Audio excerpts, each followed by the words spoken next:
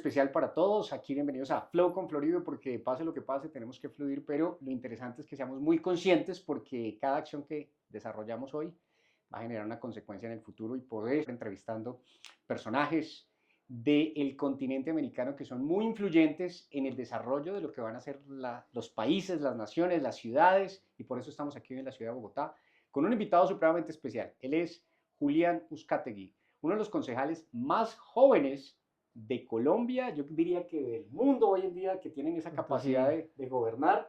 Y pues la verdad que muchas gracias por recibirnos y poder conversar contigo. Julián, ¿cómo estás? claro que sí. Pues Camilo, no, muchas gracias por la invitación.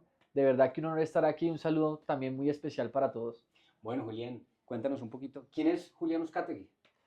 Julián Uzcategui es un joven de 24 años, hoy concejal de Bogotá, recién iniciando su periodo. Fui edil 4 años en la localidad de Usaquén, que en Colombia y en Bogotá es como un pequeño concejal de un territorio más pequeño de Bogotá, que es una localidad, la forma que está dividido Bogotá. Muy dispuesto a trabajar por construir un mejor país, construir una mejor Colombia, creyente, pro vida, pro fuerzas militares, orgulloso hijo de militar, y en eso está un poco mi causa de vida y mi causa de trabajo por Colombia. Pues una de las cosas que a mí más me fascina de estar hoy con Julián es que precisamente esa juventud que tú tienes representa, yo creo que el cambio generacional y por supuesto la proyección de Colombia en este caso y de Latinoamérica, porque hoy con esta globalización lo que se haga acá repercute en muchos otros lugares del mundo. Entonces para mí es por eso también un placer y por eso la importancia de entrevistarte.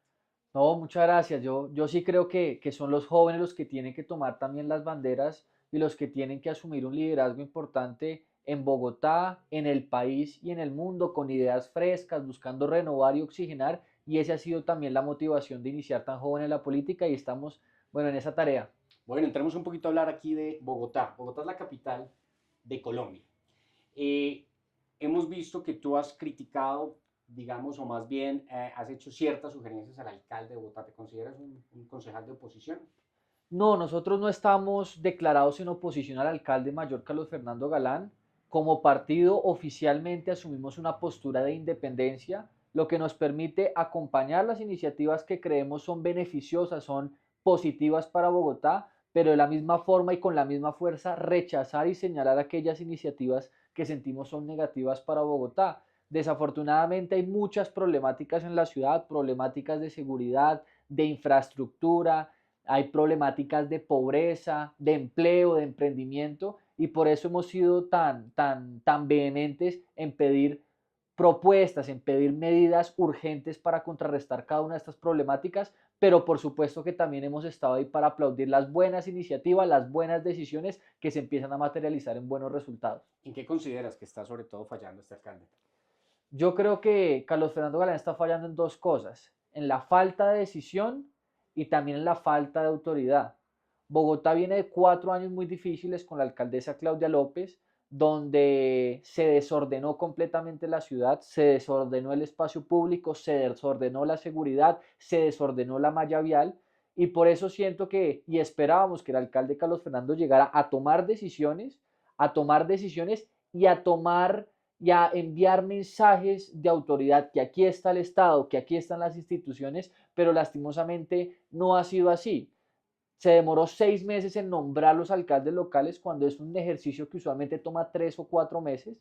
Se demoró en designar funcionarios necesarios y relevantes para la administración pública de Bogotá y hasta el momento no lo ha hecho, y se ha demorado en tomar decisiones relevantes en materia de seguridad que hubiéramos querido tener, que muestren autoridad, que muestren carácter y que nos permitan de una u otra forma recuperar la seguridad de Bogotá. No lo ha hecho y por eso tanta crítica en ese aspecto. Qué importante esto porque sí, esa percepción sin duda es la que uno habla con muchos ciudadanos y efectivamente tienes toda la razón en ese sentido. Bueno, tú eres el concejal de la seguridad. Esa es una de las banderas más fuertes de Julián Uzcategui. Los bogotanos y el alcalde inclusive habla que las cifras han mejorado además. ¿Por qué consideras que los bogotanos nos seguimos sintiendo inseguros? Yo creo que venimos de una situación muy crítica. Digamos que es claro que el alcalde Galán no recibe una ciudad segura, no recibe unas buenas cifras de seguridad, incluso haciendo una evaluación rigurosa de cómo cerramos en cifras, por ejemplo, de hurto hacia diciembre del 2023 con las que recibió Galán la alcaldía de Bogotá. Bogotá sumaba el mismo número de hurtos, por ejemplo, en los 5 departamentos más afectados por la inseguridad en Colombia. Es decir, y teniendo en cuenta obviamente la expansión, la extensión territorial, aún así sigue siendo una cifra supremamente alta. E incluso comparando la ciudad de Bogotá, la capital, con otras capitales de América Latina, igualmente Bogotá sigue teniendo un hurto completamente disparado, a tal punto que la denuncia hicimos en enero, febrero de este año, donde Bogotá era la capital del hurto de América Latina. Sumado a eso, una tasa de homicidio también medianamente alta, expendio y consumo de drogas en el espacio público y desorden en otro tipo de situaciones de convivencia, insisto, como pueden ser las lesiones personales, las riñas, etcétera. Entonces recibe una ciudad completamente convulsionada, no toma decisiones rápido, no da muestras de autoridad y cada vez más se siguen presentando este tipo de casos. Las redes sociales, por supuesto, ayudan a difundir rápidamente este tipo de hechos, de casos que generan indignación, y en el subconsciente de la gente está que se siguen presentando los hurtos, que siguen matando gente, que ahora con la problemática del gobierno nacional y la expansión de los grupos armados al margen de la ley, que en tan solo 2023 aumentaron 3.000 hombres, teniendo un total de 20.000 hombres en armas, una cifra similar a la que teníamos en el 2007 en Colombia. O sea, hay una percepción generalizada que los grupos armados en Colombia están completamente disparados y fortalecidos, y que esos grupos a través de bandas criminales pues están tomándose Bogotá, independientemente si hay un aumento o una leve disminución de los comportamientos delictivos en la ciudad. En ese tema que tú hablas precisamente, la percepción juega un papel fundamental y me meto yo incluso al tema del marketing, porque no ve uno realmente desde ninguna administración, ni nacional ni local en Bogotá, que efectivamente se le hable con un mensaje claro al criminal de que realmente el ciudadano se sienta seguro, porque lo que estamos viendo en Colombia es que el único que se siente seguro es el criminal. De acuerdo. ¿Sí? Bueno, ¿y qué pueden esperar hoy los bogotanos y Colombia de la gestión del concejal Oscar Ríos? Pues nosotros hemos querido ser ejemplo de autoridad y hemos estado trabajando fuertemente para ello, siempre llevando propuestas. Yo siempre he dicho que detrás de la crítica tiene que estar la propuesta y una forma de solucionar. Hemos hecho 40 consejos de seguridad para llevar la institucionalidad a los barrios citadas desde el Consejo de Bogotá, y que precisamente cambie esa percepción, que el ciudadano diga: aquí está la Alcaldía Mayor de Bogotá, aquí está el Consejo de Bogotá, están sus ediles y algo de interlocución se puede tener. Hemos hecho actividades con policía, con ejército, incluso en el territorio, para cambiar esa percepción de seguridad, y propuestas para abordar las problemáticas más críticas de seguridad. Por ejemplo, en Bogotá tiene un hacinamiento carcelario del 170% aproximadamente. Tenemos en las URIs, estaciones de policía, 1.200 cupos, pero resulta que ya hay 3.000 personas privadas de la libertad. Y por supuesto que hay una afectación grave a la seguridad, porque se captura un bandido, pero pues no hay donde retenerlo o recluirlo o custodiarlo, y inmediatamente queda en libertad. Y por eso el 80% de los ladrones o bandidos o criminales que capturamos en Bogotá pues quedan en libertad. Presentamos un proyecto de acuerdo al Consejo de Bogotá para poder implementar algunas medidas que nos permitan deshacinar. Le solicitamos construir una nueva cárcel para Bogotá. Afortunadamente, teniendo en cuenta diferentes iniciativas, incluso la administración anterior, ya en el plan de desarrollo queda la construcción de una nueva cárcel para Bogotá, y seguimos insistiendo que se replique ese ejemplo, se puedan ampliar los cupos carcelarios, y ese es tan solo un ejemplo de pronto de una forma de apoyar las problemáticas de fondo que tiene la seguridad en Bogotá, como es el tema de hacinamiento, como es el tema de pie de fuerza, la dotación y parque automotor de la policía, entre otros temas neurálgicos para la seguridad de la ciudad. Qué importante. Miren, esto yo siempre he dicho que la seguridad es la base de todo el desarrollo. Si no hay seguridad, si uno no se siente tranquilo, creo que ni el comerciante, ni el empresario, ni el que tiene que ir a trabajar a una de esas empresas, pues se siente tranquilo para desarrollar esas tareas. Bueno, hablemos un poco del panorama nacional, porque, bueno, tú hablas inclusive de algo súper importante, una nueva cárcel para Bogotá. Anteriormente se tomaban decisiones más efectivas, se construía, teníamos la cárcel La Gorgona, se pensó en alguna época hablar con Bichada, con Guainía, crear unos convenios y que los presos incluso hasta que trabajen, que le aporten a esta sociedad. Yo creo que nosotros como una generación más joven vamos a venir con cosas revolucionarias para este país. ¿Cómo ves el panorama nacional?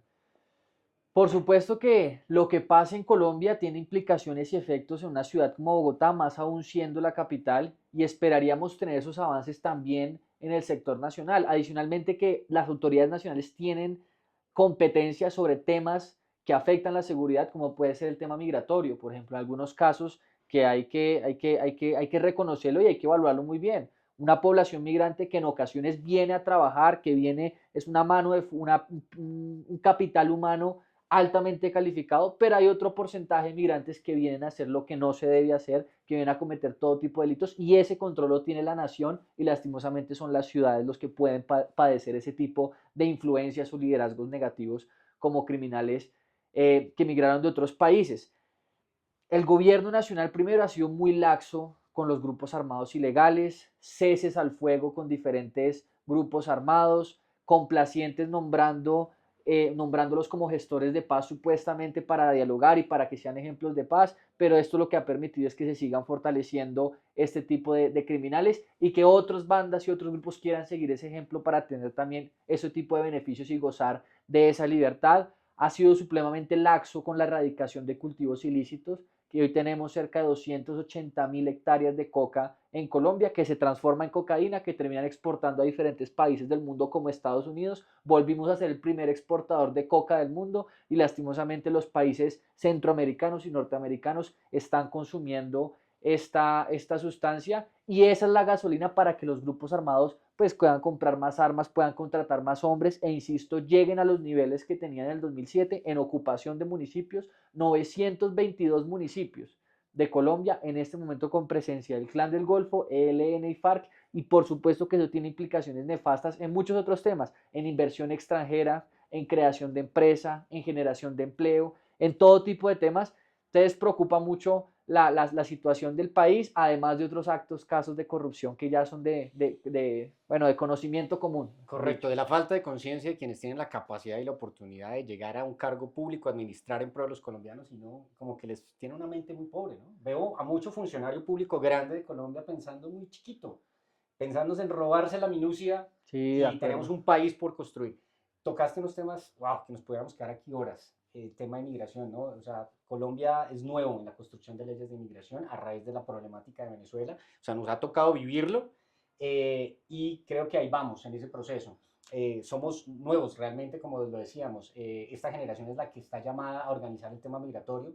Algo que llama la atención, por ejemplo, acaba de terminar la Copa América. Vimos lo que pasó, lo bueno, lo malo y lo feo de la Copa América, y los colombianos pues protagonistas en lo bueno, lo malo y lo feo. De acuerdo. Y precisamente pues ahorita escuchamos a las autoridades estadounidenses diciendo, bueno, ya por identificación, por caras, por etcétera, quienes se colaron, quienes no, van a someterlos a la justicia. O sea, de alguna manera siempre hay un mensaje fuerte para que el ciudadano de alguna manera se porte bien. En Colombia, lo que tú decías, no, nombremos al criminal gestor de paz. O sea, este tipo Sí, de cosas como que ya no entran en nuestra sociedad, y creo que las nuevas generaciones ya van entendiendo que el término gestor de paz no representa ni seguridad, ni desarrollo, ni futuro. Entonces, qué interesante. Pero bueno, hablemos de un tema que creo que es fundamental para Julián Uzcategui. Hay un proyecto que tú estás trabajando. Quiero que nos cuentes acerca de ese proyecto. ¿De qué se trata? yo llegué a la política siendo muy joven. Yo el primer cargo que tuve que fue de lo tuve con 19 años, que por supuesto para lograrlo tuve una campaña muy extensa de 1 o 2 años. Quiere decir que en este cuento de la política y del servicio público estoy desde los 17 años y lo hice con el sueño genuino de construir un mejor país. Cuando me enfrento con la política me doy cuenta que es un mundo muy hostil, es un mundo de egos, de vanidades, de conflicto, de hostilidad, y empiezo a identificar algunas características que a mi juicio deberían ser o representar a los buenos políticos. En esa travesía encontré un libro de Jeff Bezos donde hablaba de los misioneros y los mercenarios y me pareció un término interesante y dije voy a identificar a los misioneros y a los mercenarios de la política, y la primera gran conclusión es que no es una distinción ideológica.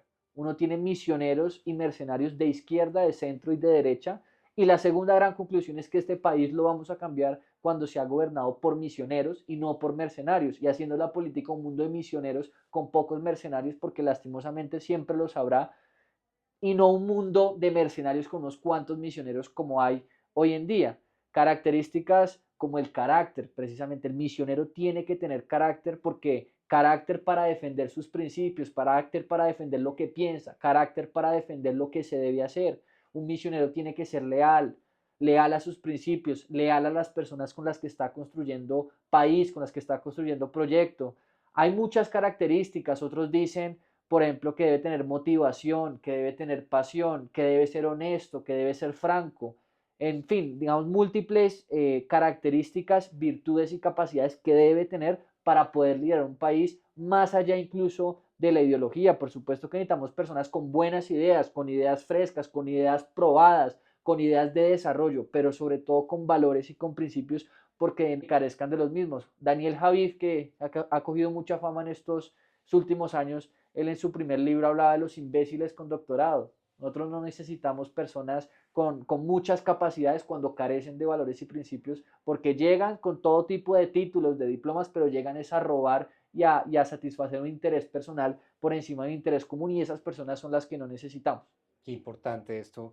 El misionero, ¿no? El que tiene una visión de país, el que tiene un sueño, el que piensa en construir una mejor sociedad.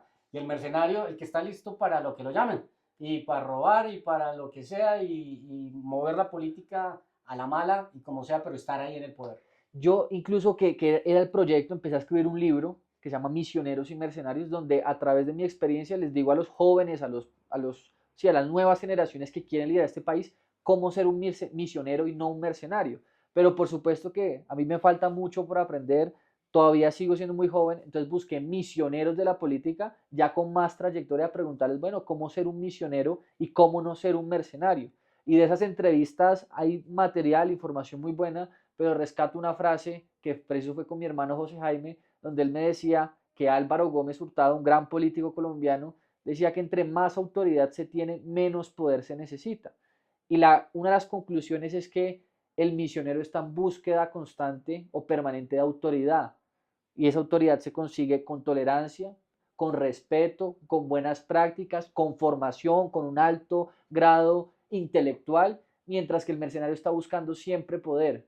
Y el poder se consigue de una u otra forma, incluso pasando por encima de las personas, pero negando y desconociendo la naturaleza de la política, que es ayudar al prójimo. La autoridad se construye con eso, con pensando en ayudar, en construir, en un sueño colectivo, mientras que el mercenario busca el poder es para satisfacer su ego, sus necesidades de dinero, de protagonismo, de cámaras, pero no pensando en la sociedad. Y esperamos tener ese libro pronto escrito que a mí me ha llenado realmente las expectativas. He podido conversar con gente importante, no por los cargos, sino por su representación en el país, lo que representan para el país, con muy buenos consejos y con muy buenas enseñanzas para los jóvenes que al igual que yo quieren construir país a muy, muy largo plazo, pero que sueñan con ese propósito. Pues qué espectacular, y estaremos ahí muy pendientes de este proyecto para identificar en Colombia quiénes son esos misioneros, quiénes son esos mercenarios que sin duda a mí me da mucha tristeza a veces porque aquí uno de los temas que queremos es por supuesto motivar a las nuevas generaciones porque toca tomar las riendas de este país de una manera distinta, con por supuesto aprendiendo de la historia, pero se da uno cuenta también que muy rápidamente muchos jóvenes exgobernadores como el de Córdoba, ahorita con el escándalo también, un senador muy joven que fue el que se prestó para estos dineros, da tristeza que a veces gente tan joven empezando en la política ya es un mercenario y al final no tiene ni visión, mente corta, mente pobre diríamos. De acuerdo. Pues qué interesante, estaremos ahí muy pendientes y los invito a todos ustedes de estar Muchas pendientes de este gracias. gran proyecto. No me puedo ir sin antes, tú decías algo, construir país. Yo diría a este gobierno que estamos actualmente en el 2024, le faltan 2 años, todavía uno habla con los líderes de los partidos políticos, nadie sabe quién van a ser los próximos presidenciables, inclusive nadie quiere sacar la cabeza porque una vez le dan un garrotazo, pero ojalá fuera un joven con convicción, un misionero espectacular que le cambiara la historia a Colombia, porque aquí ya no podemos seguir vendiéndonos ni en Cuba ni en Venezuela. Colombia, hay que fortalecer la identidad de este país. Y por eso no me puedo ir sin preguntarte una cosa. Tú eres el hijo de un hombre que ha sido un emblema para Colombia, que es un general de la República, el señor general Jaime Humberto Uzcategui. ¿Cuál consideras tú que ha sido la mayor injusticia que se cometió contra tu padre? Yo creo que mi papá nos ha dejado varias enseñanzas y siempre nos lo inculcó desde pequeños. Y primero nos inculcó el amor por este país, el amor por la patria que no puede faltar. Patria, honor, lealtad es el lema del ejército. Yo creo que mi papá nos enseñó eso. Amor por la patria, actuar siempre con honor y hacer siempre leal a los valores y a los principios que nos identifican. A mi papá cuando lo privan de la libertad, lo privan sobre todo de su honor. Fue una deshonra y fue un deshonor, más aún cuando le prestó 35 años de servicio a este país. No lo privaron de su lealtad y no lo privaron de su amor por este país porque sigue intacto, pero sí lo privaron de su honor porque siempre lo tuvo presente. Yo creo que esa fue la principal injusticia para él, pero por eso insisto mucho que la persona que llegue a gobernarnos en el 2026, en la presidencia y en los diferentes escenarios de poder en Colombia, sean personas que tengan presente esa patria, ese honor y esa lealtad a los principios, que insisto, fue lo que nos inculcó mi papá, es lo que yo insisto y le comunico a todas las personas con las que puedo conversar, y son 3 características que deben tener las personas que nos lleguen a gobernar. Pues nos llevamos ese mensaje tan importante porque preciso tú lo decías, el honor militar, el honor del ciudadano colombiano es muy importante y que lo fortalezcamos. Lo digo yo, quiero dar una opinión personal. Precisamente en estos días veíamos cómo Gustavo Petro, que habla tanto de la paz total, el actual presidente de la República, pero en un discurso muy vago seguía golpeando a un general que hoy todavía está en prisión, y es el general Arias Cabrales, quitándole su honor militar. Y si uno diría, si este señor realmente quiere paz, al primero que inclusive podría hacer hasta una ceremonia diciendo vamos a darle paz, y hasta nombrar gestor de paz, porque fue el hombre efectivamente encargado de la operación de prevenir que el M-19 siguiera masacrando más magistrados y en 1985. Entonces uno ve lo que está pasando en este país, y por supuesto yo creo que esta entrevista es maravillosa de todo lo que nos has comentado, y te agradezco mucho tu espacio, el tiempo, y aquí para todos, uno de los presidenciables en menos de nada, porque este país viene a transformarse con una nueva generación. Esa es la convicción de lo que hoy estamos trabajando en Colombia. Así que muchas gracias por este espacio, Julián, y felicitaciones, y que ojalá esta Bogotá, esta Colombia culminen siendo más seguras. Muchas gracias, Cami. Gracias por la invitación. Gracias a todos por escucharnos. La oración patria al ejército, que a veces discutimos con mi hermano o hablamos, habla de construir una Colombia grande, respetada y libre. Yo creo que es un sueño que sigue vigente y que tenemos el reto de construir, y ahí estaremos en la batalla para que sea posible. Muchas gracias y un saludo también para todos. Muchas gracias a todos ustedes, y bueno, aquí seguimos en Flow con Florido, porque pase lo que pase, tenemos que fluir.